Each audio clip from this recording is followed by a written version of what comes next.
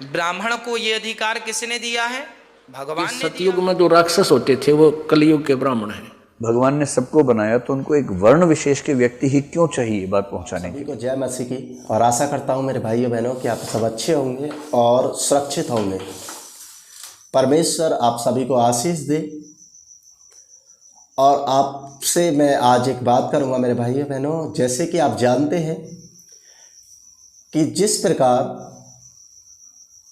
एक आचार्य जी ने कहा है कि ब्राह्मण सृष्टि को सब कुछ उसी के हाथ में है, ईश्वर से बात करना नहीं करना सब कुछ उसी के हाथ में है। और एक तरफ आईएएस हैं जो रह चुके आईएएस, उन्होंने बताया है कि सर्वश्रेष्ठ एक स्वर्ण व्यक्ति नहीं है, एक स्वर्ण समाज का, क्योंकि परमेश्वर हर एक व्यक्ति से बात करता है, क्योंकि ये अधिकार ईश्वर ने सबको दिया है।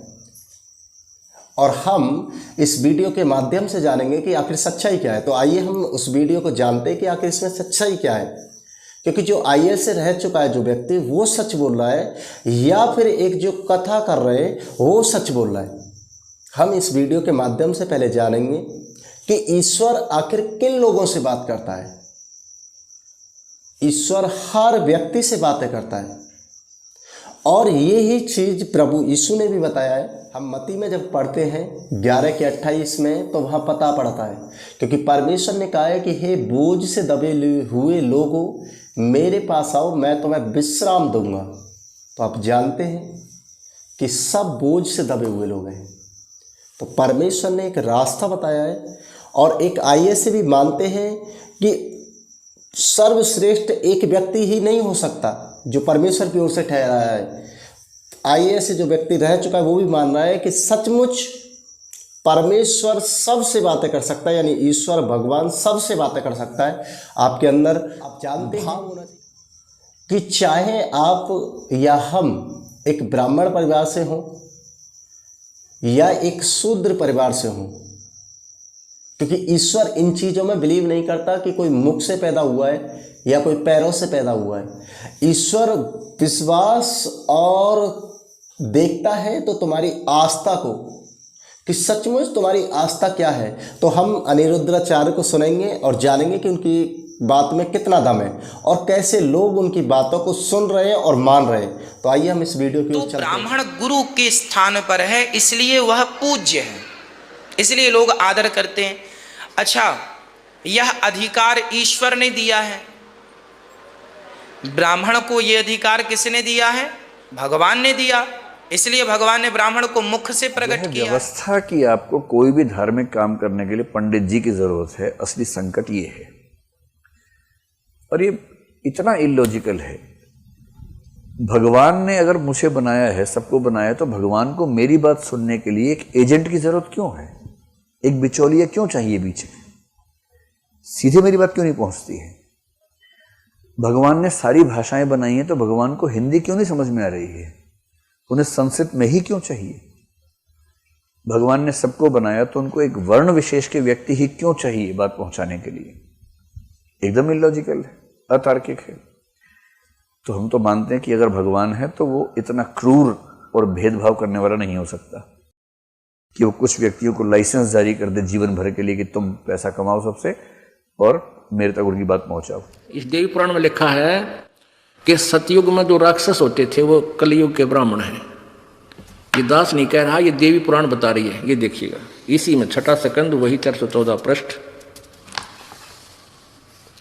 ये छठा स्कंद है, यही 414 पृष्ठ है जो अभी आपने पढ़ा।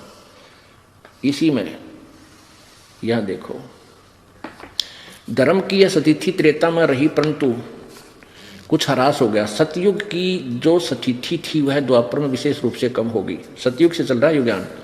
राजन, इन प्राचीन युगों में, पहले वाले युगों में जो राक्षस समझे जाते थे वे कलयुग में ब्राह्मण माने जाते हैं, क्योंकि अब के ब्राह्मण प्राय पाखंड करने में तत्पर रहते हैं, दूसरों को ठगना, झूठ बोलना और वैदिक धर्म कर्म से अलग रहना कलयुगी ब्राह्मणों का स्वाभाविक गुण। पहुंचाओगे तो हम काम करेंगे, वरना काम नहीं करेंगे। फाइल दबा देंगे उनकी, चिंता मत करना। ऐसा कैसे हो सकता है? भगवान है, कोई ब्यूरोक्रेसी थोड़ा ना है, भगवान का सिस्टम है। लेकिन गांव का आदमी, अनपढ़ आदमी कैसे समझे? ये गोदान की भी समस्या है। होरी और गोबर, गोबर कौन है? होरी का बिटवा, हाँ वही है। उन दोनों के बीच में झगड़ा इसी बात पे है। होरी का माइंडसेट ऐसा ही है कि धर्म, पंडित जी बड़े पवित्र होते हैं ये लोग।